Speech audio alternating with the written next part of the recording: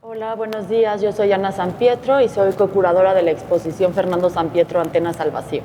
Y yo soy Cuauhtémoc Medina y también soy co-curador de esta muestra. Bueno, Fernando Sampietro fue un artista que vivió en los años 70, que hizo una producción amplia realizada en series de pintura, cine, collage, y que en su momento no tuvo ninguna relevancia. Conoció a grandes personajes del mundo del arte como Vicente Rojo, sin embargo nunca fue reconocido, digamos, su trabajo, y a una temprana edad, a los 32, casi 33 años, se suicidó porque era esquizofrénico, y toda la obra y todo el acervo queda resguardado en manos de la familia. Y justamente 40 años después, en plena pandemia, hubo una preocupación por recuperar su trabajo y hacer un libro de Fernando. Habría que añadir al hecho de que Sampietro murió joven, el que su trabajo no rima de manera tan evidente con ni las preocupaciones políticas ni los modos de pintura de su década. Él era alguien que, viniendo del cine, habiendo sido un pintor autodidacta, estaba muy alejado de las costumbres de taller y de las suposiciones acerca de las batallas pictóricas entre la ruptura y el nacionalismo, y en esa medida también estuvo expuesto a tanto la información del arte duchampiano, de la pintura moderna, de una manera libresca o por visitas a museos, lo cual también explica el que su trabajo estuviera aún más allá de las circunstancias, por fuera del ámbito de visibilidad. Y también no es una casualidad total que al momento en que la familia Sampietro se decide hacer el libro, los editores, Caterina Álvarez y Alejandro, se contactan con varios posibles autores y descubren de manera muy extraordinaria que varios de nosotros, de hecho como adolescentes, habíamos conocido a Sampietro por el hecho de que él estaba rondando no solo instituciones de educación de la República Española, yo vi su exposición de las vacas en el Colegio de Madrid, sino porque también en su propio estado mental y su marginalidad estaba más cercano con los chicos de 17, 18 años que estaban haciendo sus pininos, de manera que exhibió en una muestra de adolescentes con Rubén Ortiz Torres, y estuvo cerca de jóvenes que después hicieron cine, como los hermanos Cuarón. Entonces hay un punto en donde haya sido que las actitudes de Fernando, más que su obra, tuvieran algún tipo de influjo sobre esos muy jóvenes en los años 80, también yo creo que no es inapropiado decir que la distancia emocional, la referencia intelectual, el modo fragmentario en el que se produce su trabajo y la pasión por el apropiacionismo son cuestiones que resultan mucho más claras a quienes venimos de los circuitos artísticos contemporáneos que probablemente los artistas de su generación. Justamente, como comentábamos, el primer interés era recuperar y hacerle, digamos, un tipo de homenaje a Fernando Sampietro desde un lado muy personal y familiar, pero no queríamos hablar justamente desde el lado del drama, desde el lado de la enfermedad, sino hablar desde Fernando como artista, ¿no? Entonces, justamente el libro nos acercamos con Caterina y con Alejandro, los editores, y se acercaron con gente del mundo del arte, ¿no? Justamente con Cuauhtémoc Medina,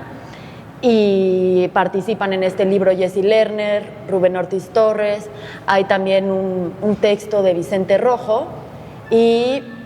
a partir de esta, digamos, construcción, porque había que construir el mito del artista, que no, como tal no existía, Cuauhtémoc decide que se puede hacer una exposición porque toda la obra, tal cual, también estaba en manos de la familia, ¿no? Entonces,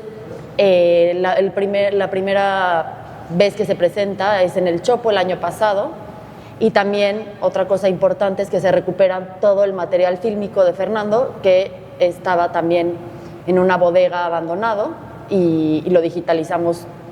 todas las películas de Fernando. Aunque sea anecdótico, creo que es interesante que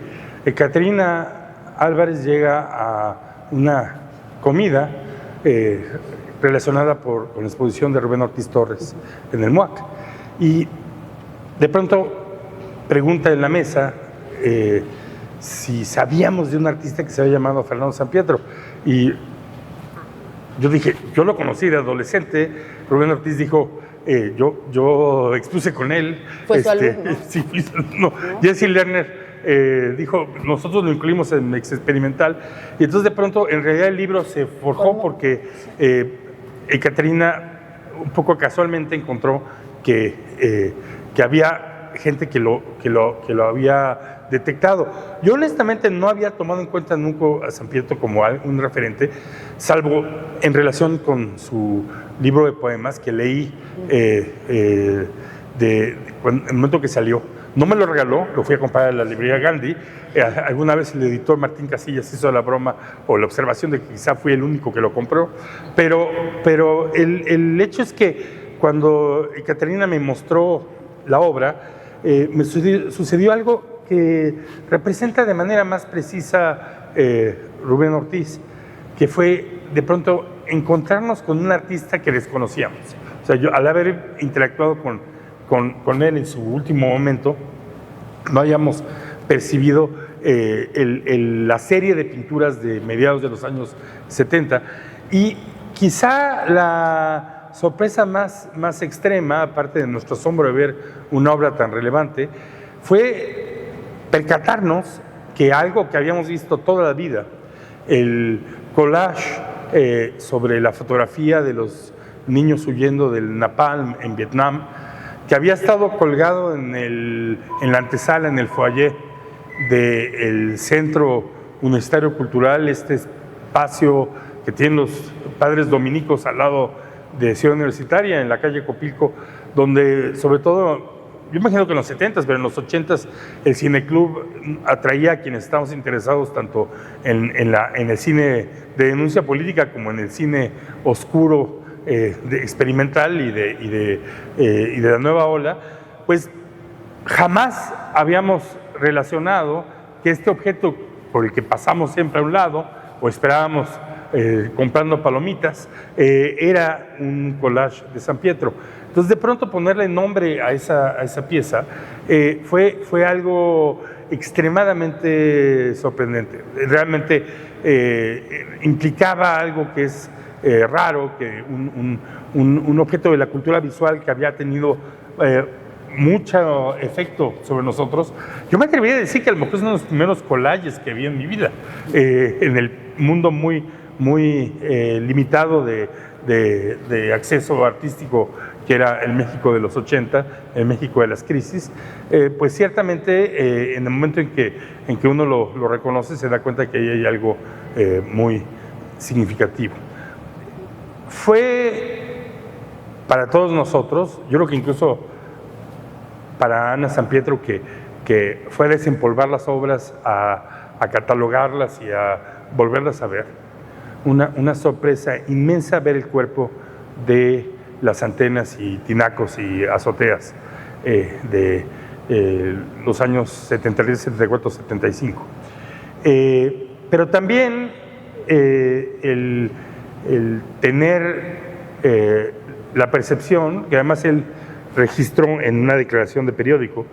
de alguien que había estado pintando ciertamente para nadie, sí, que estaba consciente de hacer una obra, claro, en los términos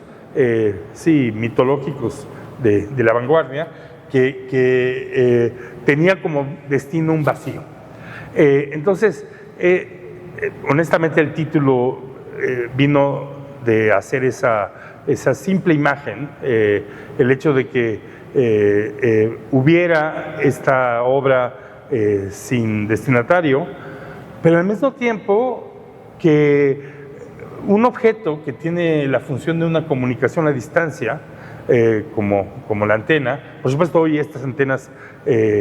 romboidales son un objeto de nostalgia, ya son parte de un momento de la técnica que no está presente. Habría que ir a declarar monumento nacional un par de ellas en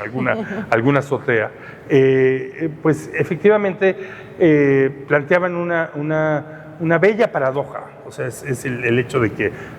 estuviera representando este objeto pasivo de recepción en un arte que no tenía receptor. ¿No? Y justamente también hay una cita en el libro de Marilyn y yo que dice que es como hablar hacia el vacío, ¿no? Primero, va a ocupar un lugar, y eso es de entrada algo que hay que señalar.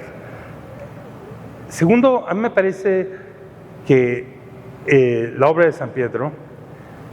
antes que nada, uno puede hablarla como el último momento, el último destello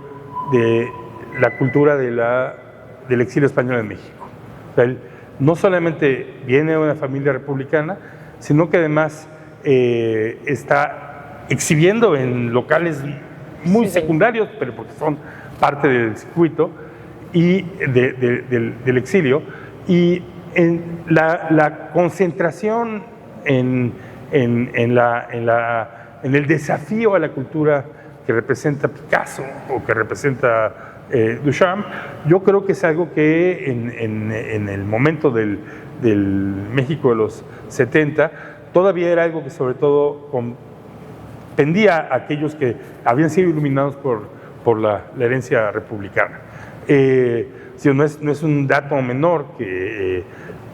el libro sobre Duchamp lo hiciera Vicente Rojo, ¿no? Y probablemente si hubiera que trazar alguna línea genealógica entre la distancia crítica y el humor, cosas que parecen difíciles de juntar, de Fernando San Pietro, por supuesto habría que pensar en Vicente Rojo, donde además hubo una relación cercana. Yo debo decir que también sucedió que cuando hubo ese primer contacto con la obra de San Pietro, yo solía verme con Vicente Rojo una vez al mes al menos, durante muchísimos años, y llegué a mi comida con Rojo, le comenté de San Pietro, e inmediatamente me hizo presente la anécdota de la fotografía que él había recibido de San Pietro del interior del Étang Donné de Duchamp, que Rojo utilizó para escándalo de Octavio Paz y sin autorización como portada de la segunda edición de La apariencia desnuda, del libro de Paz sobre Duchamp. Entonces, ese es un primer punto, que hay una especie de recepción de la complejidad y la hondura de la cultura moderna, y al mismo tiempo una ambición incluso ácrata por desafiarla, que está localizada en esa franja cultural de lo que fue el exilio. Un segundo punto que uno podría hacer de manera somera, es que yo creo que San Pietro llena un capítulo que no hemos podido realmente establecer con claridad, que fue el momento conceptual mexicano puro. No el conceptual político, que es el que llena nuestra imaginación sobre el México de los 70s, que es el mundo conceptual de los grupos y de los circuitos feministas, sino el de la práctica artística como una actividad mental, de ironías interiores a la historia de la pintura y de preguntas sobre la posibilidad de un futuro para el arte, luego de que la vanguardia ha aparentemente enterrado su posibilidad al realizarla plenamente. Bueno, desde el lado familiar, pues es una emoción tremenda